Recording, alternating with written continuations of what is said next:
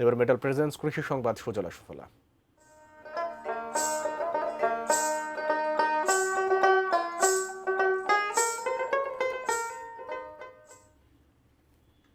মেহেরপুরে কয়েক সপ্তাহ ধরে চলা শৈত্যপ্রবাহ, ঘন কুয়াশা ও তীব্র ঠান্ডায় নষ্ট হচ্ছে বোরো ধানের বীজতলা। এতে চারা সংকটে এবছর বোরো ধানের আবাদ ব্যাহত হওয়ার আশঙ্কা করছেন কৃষকরা।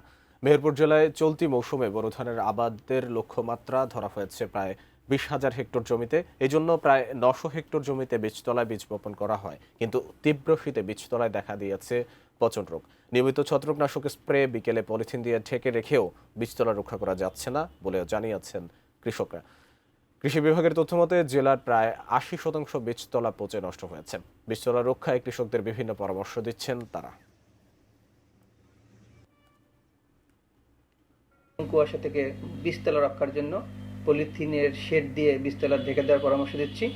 কৃষকরা সন্ধ্যাবেলা এটা ঢেকে দেবে এবং পরদিন ভোরে সূর্য ওঠার সাথে সাথে সেটা তুলে ফেলবে। এছাড়া অনেক সময় আমরা বলি যে কোনো দড়ি দিয়ে যদি কুয়াশা জমে সেটাকে যদি তারা টেনে সরিয়ে দেয় তাহলেও এই আমাদের বীজতলাগুলো রক্ষা পাবে।